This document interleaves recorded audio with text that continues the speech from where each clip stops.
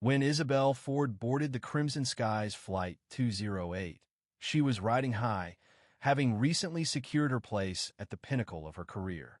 A well-respected businesswoman, an avid advocate for social causes, and a frequent flyer accustomed to the utmost luxury, she had worked tirelessly to climb to the top of her field. From nothing but sheer determination, she had built a thriving empire. But today, her journey was about to take an unexpected turn. Isabel, unaware of the storm waiting for her, settled into her first-class seat, confident and poised. Little did she know that by the time the plane would touch down, she would be humiliated, ousted from the exclusive circle she had fought so hard to enter. Someone had decided that she no longer fit into their perfect narrative, but what they didn't realize was this: they had picked the wrong person to challenge. It wasn't just about a seat. It was about control and power, about a moment where injustice had crept in and was allowed to flourish unchecked. When the dust finally settled, careers would fall, reputations would be shattered, and the world would watch Isabel Ford take charge in a way no one had seen coming. Isabel leaned back in her seat, her fingers running over the smooth, dark fabric of her blazer. The scent of polished wood and fresh coffee filled the cabin, creating an aura of refined elegance. The first-class cabin of Crimson Skies felt like a sanctuary, calm, private, and luxurious. However, her brief moment of serenity was about to end. Across the aisle, in seat 3B, sat Julian Marks. His cold blue eyes locked onto hers with a look she had seen all too often, a mix of arrogance and disdain. Well, Julian muttered, a smug smile curling at the edges of his lips. Didn't expect to see you here, Isabel. She met his gaze with an aloof expression. I don't usually check with you before booking my flights, she replied coolly. Julian chuckled, the sound dripping with mockery.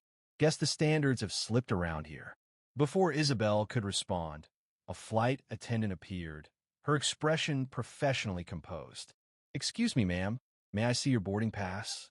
The attendant, Vanessa Clark, had a smile as stiff as her uniform, and her eyes never quite met Isabel's. Isabel arched an eyebrow and handed over her phone. Vanessa's grip tightened subtly as she examined the screen.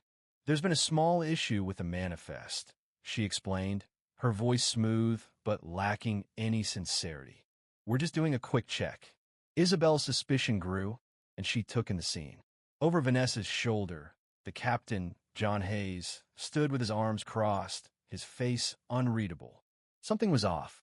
After a brief pause, Vanessa handed back the phone. Everything appears fine, she said, though the uncertainty in her tone was palpable. As Vanessa walked away, Isabel noticed the older woman sitting beside her, Margaret White, watching the scene with sharp, knowing eyes.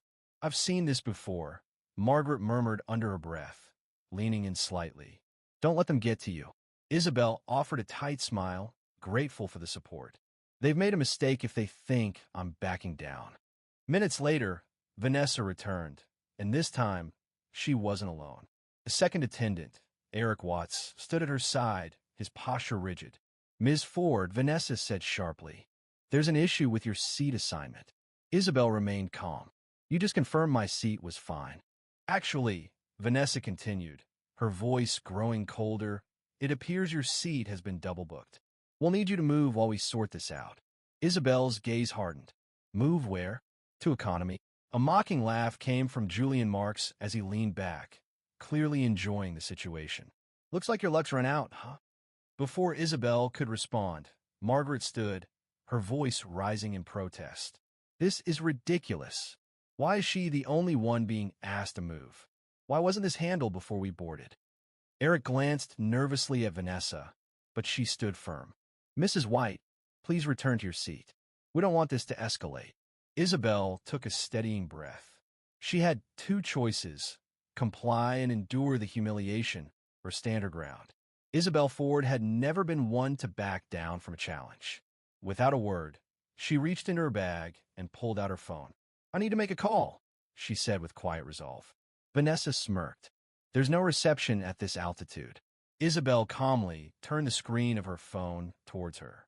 On it was a document that clearly displayed her status as a major investor in Crimson Skies, the airline that was now attempting to evict her.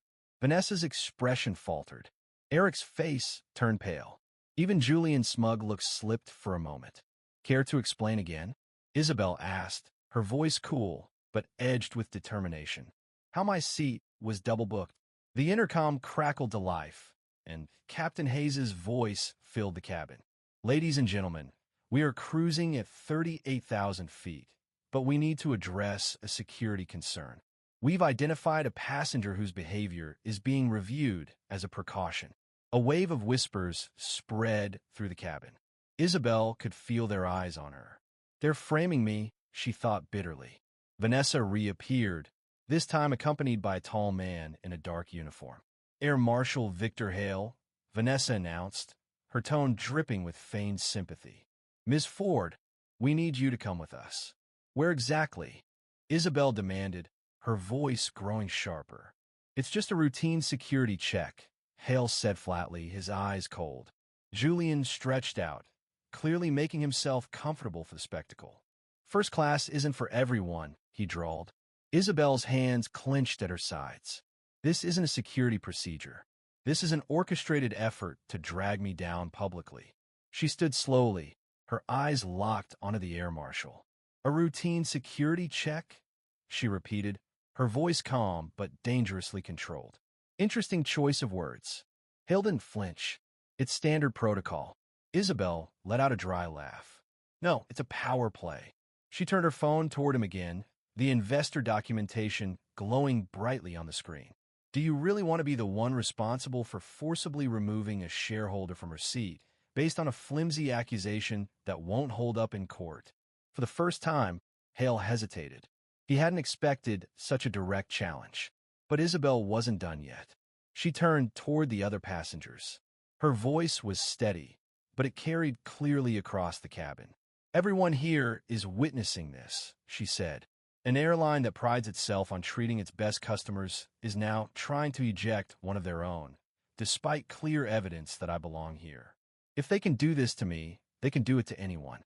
A murmur spread through the cabin, growing louder. Margaret stood again, her voice firm. She's right. This isn't about security. It's about who gets to decide who belongs and who doesn't. Several passengers began taking out their phones, recording the scene. The pressure was building. Isabel turned her gaze back to the air marshal. Well, she asked, her tone calm but unwavering.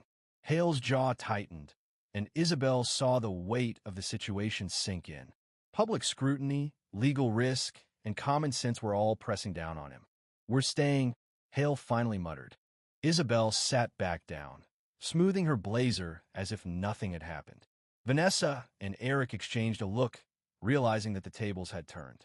They had underestimated her, and now they would face the consequences. Isabel's calm defiance had turned the tables.